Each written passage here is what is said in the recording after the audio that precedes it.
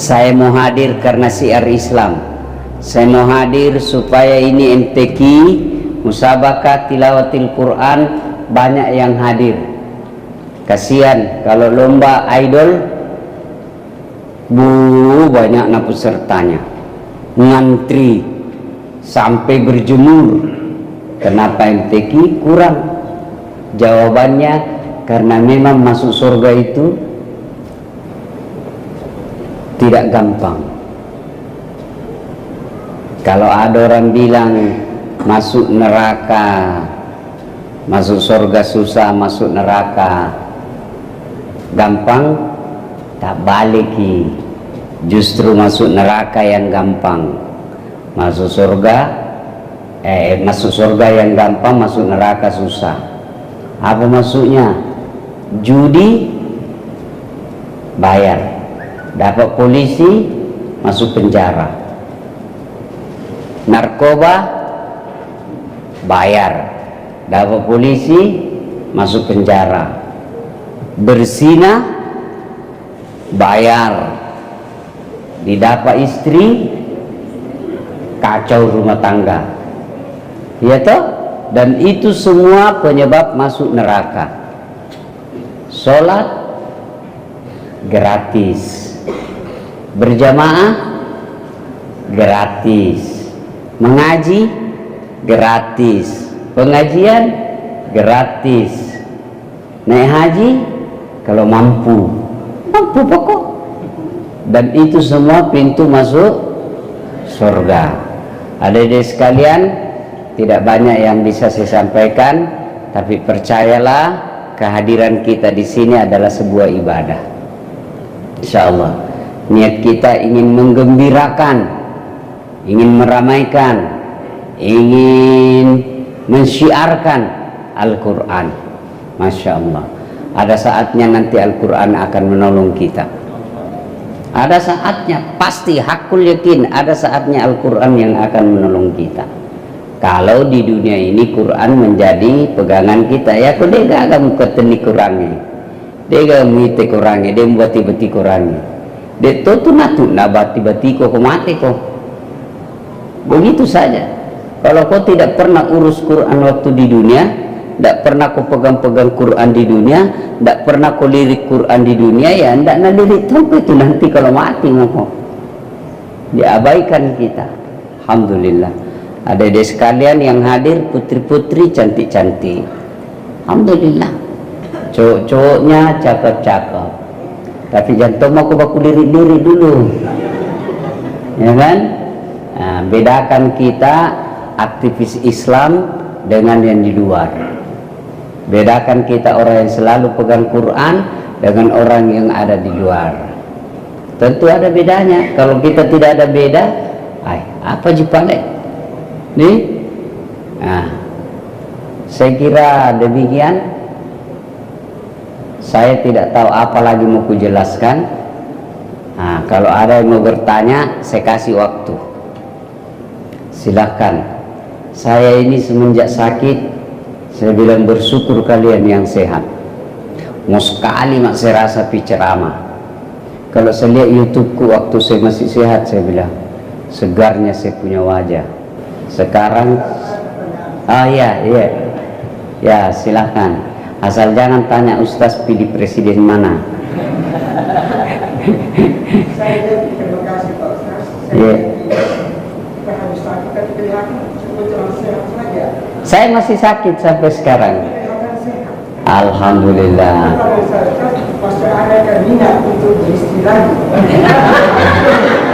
Kalau minat selalu ada Pak. Cuma saya sayang istriku. Saya kalau Bapak tanya masih minat ke Ustaz, karena ini dalam masjid, tentu berdosa saya kalau bohong. Ya, kalau minat selalu ada minat Pak. Boleh dikata tiap hari. Cuma bukan saya takut sama istriku, saya sayang istri saya. Waduh, Bu, serius kah ini ya Dede? Serius saya ini. Saya kan sudah 10 tahun sama Mama Nyece, tapi boleh dikata tidak pernah sama. Jalan terus kerjaku kan waktu sehat.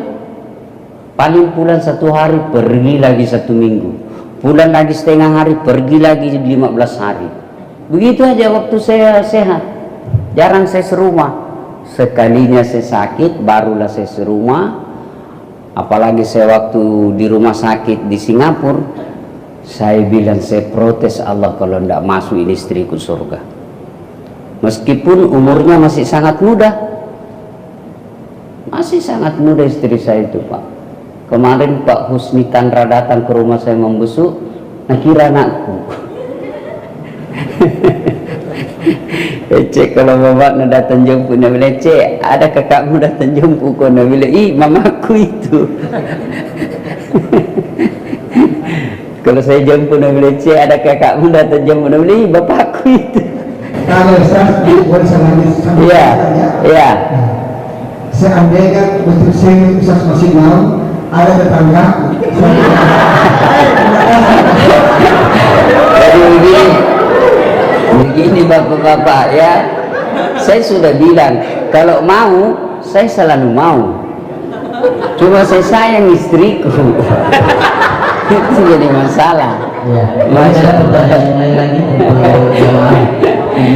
Apa ini? pertanyaan yang berbeda ya, jangan sama juga. Ya. Kalau ada yang mau bertanya ini mungkin dulu, ya. Kriteria laki-laki yang baik. Adik-adik putri, kriteria laki-laki yang baik, 1, lihat sholatnya. Begitu juga perempuan. Kalian mau cari suami, kalian mau cari istri, lihat kok sholatnya. Mana? Ya, mungkin bagian perempuan ya, ada yang mau bertanya? Ya, Yang baru perempuan, ini, perempuan. ya perempuannya. Ya. Jangan tawa video ini, jangan video tawa.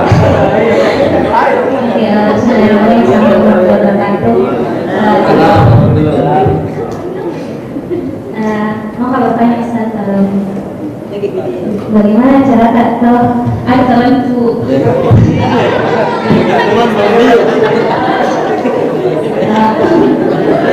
ada tertentu pernah bertanya Ustaz, bagaimana supaya dijual sama saya tahu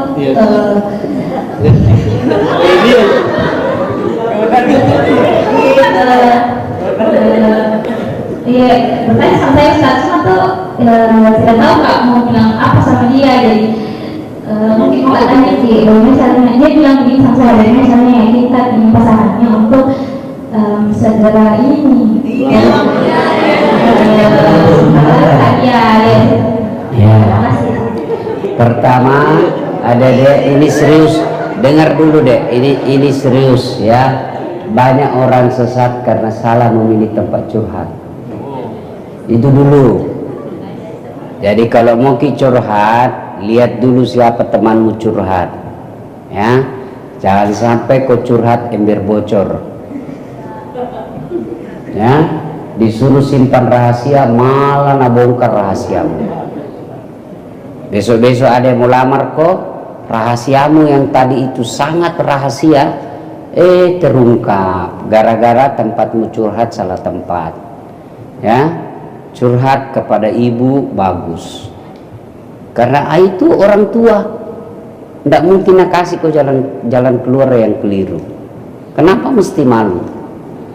Dia ibumu, tidak mungkin dia rahasiamu itu yang sangat rahasia dia cerita. Lebih ke cerita ke ibu, itu paling baik. Sambil kau menangis, kau peluk-peluk ibumu, itu kau peluk sorga.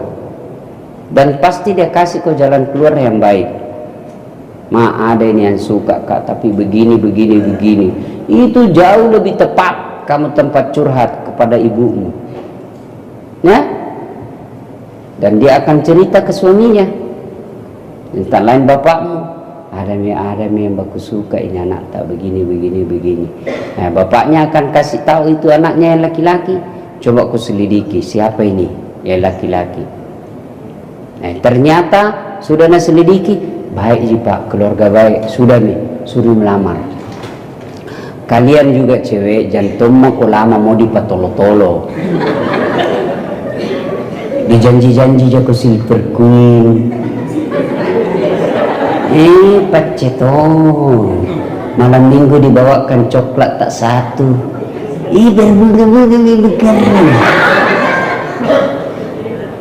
Jangan mau kode pacaran. Saya mau tahu, saya sama istriku yang di rumah itu tidak pernah ketemu, tidak pernah aku lihat foto. Jadi ceritanya begini, saya ke pesantren Darul Istiqomah. Sebelumnya saya lagi di bandara, ketemu Prof. Penny Haju, dosen guru besar FKM Unhas. Dia bilang, Ustaz menikah kok, tidak enak jadi mubalik tidak ada istrimu. Mubalik kiri kanan nasihat perkawinan, baru kau tidak ada istrimu. Dia bilang, saya bilang, tidak ada. Langsung dia bilang, ada keluargaku sarjana Quran di Gorontalo, kalau kau mau. Baiklah, pulang dari Malaysia, baru kita pergi lihat, kenalan. Pergilah saya Malaysia. Waktu itu saya lagi ambil S3. Nah, sudah pulang dari sana, tiba-tiba saya lagi mengajar. Saya kan dosen di Sospol Unhas. Saya lagi mengajar, tiba-tiba na SMS, Kak, belum ada WhatsApp waktu itu. SMS, "Woi, bagaimana? Mau ikut pergi acara nikah masal?" Waktu itu di Darul Istiqomah ada nikah 40 pasang. Dan menikah 16 tahun, 17 tahun. Cepat-cepat menikah semua perempuannya. Lalu dibilang apa? Tidak bisa menghafal kalau jatuh cinta. Kalau dikasih menikahi, hafalannya fokus. Sudahlah, ikutlah saya. Begitu saya ikut, tiba-tiba ada ibu-ibu disebut namanya, padahal ada gubernur, ada ketua DPR waktu itu, tapi ini disebut, terima kasih kepada Ibu Haji Nadira yang telah membantu acara ini. Saya tanya Prof. Penny, siapa itu? Satu-satunya ibu disebut ucapan terima kasih. Dia bilang dia membantu ini pesantren, banyak membantu pesantren. Wah, sekalinya naik mobilnya, wah, mobil waktu itu yang dipakai mobil seperti mobilnya presiden. Wih, hebat ini. Saya tidak tahu kalau dia itu yang punya. Oh, dia bilang ada anaknya di Gontor. Prof. Penny Haju ngomong waktu itu, dia bilang ada anaknya penghafal Quran 2 di Gontor. Memang kasih kenal, Kak. Dia bilang bagaimana sepupuku? Saya bilang mana saya cepat. Kenalan saya itu ibu. Sudah itu hari Ahad saya kenalan, Jumat pi melamar. Ahad saya kenalan ibunya, Jumat saya pi melamar. Saya ingat sekali, selesai khutbah saya itu ada di Jalan Alauddin Masjid, komplek BNI atau komplek BIK itu, ada masjid di situ kan? Ya, komplek BI ya. Nah, selesai saya khutbah, langsung saya bilang, saya lebih pi melamar. Saya kasih tahu sopirku, kau tahu Limbung? Saya waktu itu saya belum tahu itu Limbung. Dia bilang sopirku, saya tahu je, ayo kita ke Limbung. Pergilah saya ke Limbung. Bayangkan bos, dalam perjalanan baru saya telepon ibuku, "Mak, melok kalau letu." Nah bilang mamaku, "Ni kan melok mau letu ki." Kadaka apa kepala koran, "Weh, makasih. Masalahnya nak puji muka kah?" Dia bilang masalahnya dia suka aja kok kah. Saya bilang ini juga saya belum kenalan. "Weh, kalau doa nggak bawa nak." Saya bilang doakan saja saya. Baiklah, pergilah saya melamar. Itu saya telepon itu yang penghubung, dia cuma bilang pokoknya toko Nas Group. Itu Nas Group. Pergilah saya, dia dapatlah itu. Tidak percaya saya bilang ini dengan Nas Group. Sampai saya tanya sopir, coba kok ini jika ini. Karena rumahnya kan itu di Limbung itu tinggi sekali. Sampai lagi saya masuk, pakai lift lagi rumahnya. Bayangkan kalau di kampung baru ada rumah pakai lift. Biasanya mall dipakai toh. Saya bilang dalam hatiku, saya bilang sama sopirku, pulang maki saja deh. Orang Bugis bila dek datang kaki, dek datang kaki, pulang maki. Bila sopiku tak kalah di sini pistas.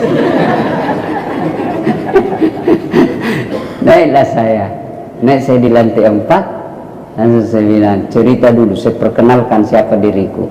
Cuma kan boleh dengar semua orang, jadi saya baku bisik-bisik nih berdua, baku dekat sama ibu, saya panggilkannya ibu.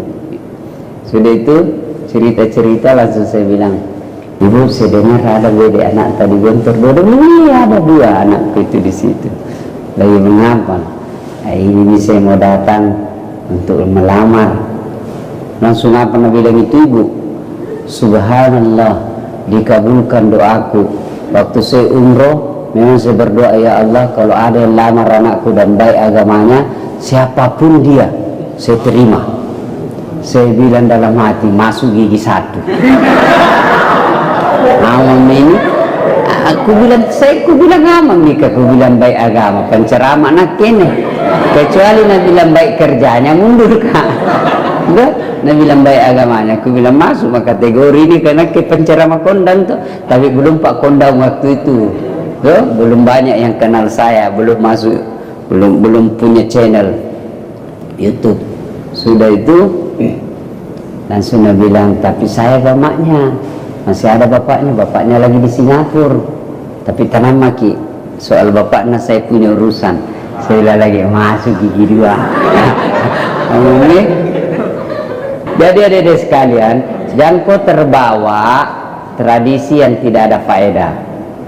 Uang panai, ngapain uang panaimu banyak? Habis pesta, diambil memakmu. Lebih baik sundrangmu yang banyak. Mahar yang banyak, karena mahar itu haknya perempuan, tidak boleh diambil suami. Besok-besok mau kau cicil rumah, suamimu bisa dipinjam dulu.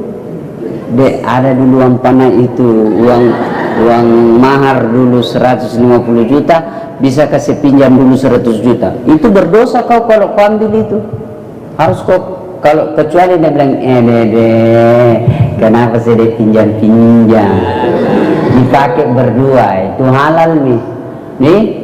Oke nih, cukup di kapan nih? Yang ketiga, ya Haji mungkin mau. Ada lagi cewek, ada yang mau bertanya? Itu saja deh, kalau mau kau dapat suami yang baik, lihat sholatnya. Itu mau saja. Kalau baik sholatnya, masa depanmu insya Allah bagus. Tapi kalau tidak beres sholatnya, jangan mau biar dia gagah bagaimana, cerdas bagaimana, jangan kau percaya. Tuhannya saja dia tipu. Ini Ustaz. Iya Ustaz. Ya. Bismillahirrahmanirrahim. Assalamualaikum Waalaikumsalam warahmatullahi wabarakatuh. Semoga Ustaz Dasar Tasik senantiasa diberikan Amin kesehatan. ya Allah, amin ya Allah. Pertanyaan saya Ustaz, di sini ada banyak teman-teman pengusaha tadi juga sempat hadir dari pemerintahan. Iya.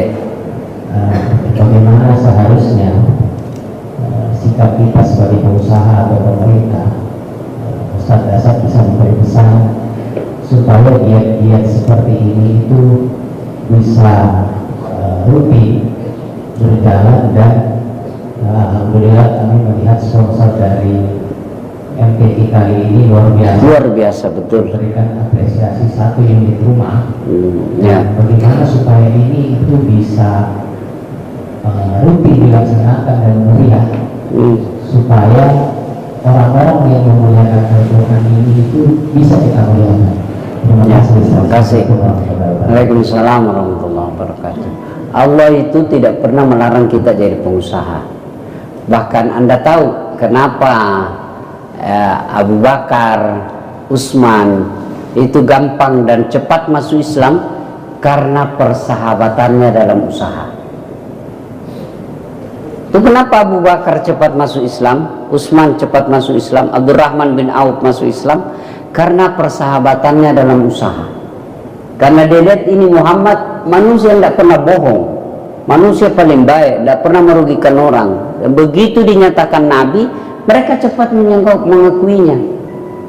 Nah, pengusaha, cuma satu cobaannya pengusaha, kalau dia mampu lompati itu bakil, pelit, sekek, kekirikan lapak jambatan, kalau dia bisa lewati itu lebih gampang masuk surga daripada kita orang miskin. Apa mau kalahin orang kaya? Sembahyang kok, sembayangi juga. Puasa kok, puasa juga. Tahajud kok, tahajud juga. Mengaji kok, mengaji juga. Berjamaah kok, berjamaah juga. Tapi dia pergi haji, diam-diam maki kita, kendaduan tak. Dia bangun masjid, diam-diam maki kita. Kita hanya menjadi buruh. Orang kaya yang pemurah, nomor satu masuk surga. Kalau dia pemurah, maka penyakitnya orang pengusaha itu bakil, pelit. Nah, di situ masuknya setan. Nabi kok baik rumah aja ini hadiahnya, bisa kau jadikan modal. Nah, masuk mesin setan.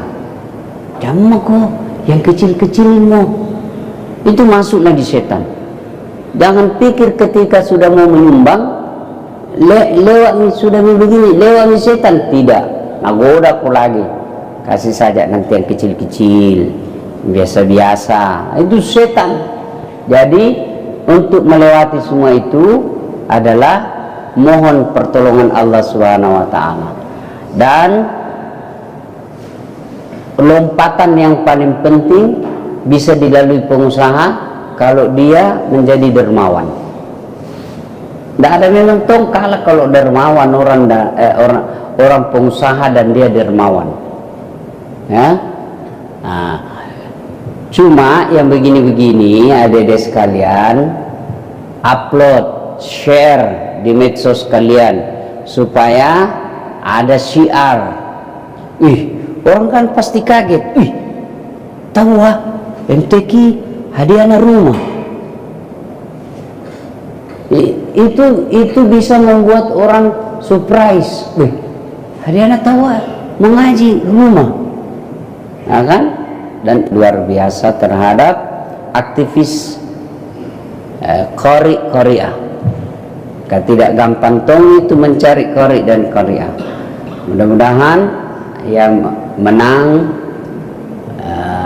menjadi qari atau qariah yang istiqamah mendendangkan Al-Quranul Karim. Saya masih ingat Ustadz Bahar. Saya masih sering dulu lihat beliau ikut-ikut lomba di MTQ, ya, sama saya waktu itu. Alhamdulillah dengan izin Allah kita eksis tetap sampai jalurnya sekarang. Alhamdulillah. Mudah-mudahan yang menang kalau mau ada masjid saya nanti kalau dia mau. Jadi imam di masjid saya, ada masjid saya bikin. Ada ruang khusus imam. Jadi bukan bilang dibikinkan kamar kecil, jadi saya bikinkan tersendiri untuk imam. Ya. Ada kalau mau, ada di kampung saya. Itu lebih cantik lagi rumahnya imam. Saya kasih kamarnya ber-AC, lengkap dapurnya. Ya. Pokoknya saya buat seperti rumah saya sendiri untuk imam. Ya, cuma agak jauh dia di kampung di Pinrang. Nanti ada finansial, tetap ada. Nah, kalau ada yang mau, silakan nanti hubungi nomor telepon dan nomor telepon atau langsung ke saya. Ada juga yang masjid yang lagi saya bikin di Talasak City. Nah, itu rumahnya juga imam saya pisahkan. Ya, memang rumah untuk imam. Ya, bukan bilang ini kan kalau di samping-samping tidak bisa masak. Tinggal hanya sekejap saja pergi. Ini rumah saya bikinkan untuk imam, untuk menghargai imam. Ya, karena kalau imamnya bagus, insya Allah baik. Imam di kompleks saya, enggak artinya memang baik caranya membuat kita khusyuk sholat. Saya senang. Saya bawa umroh nanti insya Allah bulan 7. rezeki kalau ada adik-adik sekalian bagus cara imamnya. Mudah-mudahan suatu ketika saya dengar di masjid cocok jadi ini, ayo kita pergi umroh ya. Ini nanti insya Allah bulan 7 ada 17 orang kita kasih umroh, 10 polisi, yang 7 imam dan marbot. Mudah-mudahan suatu waktu bisa umroh bersama saya insya Allah. Amin. Terima kasih.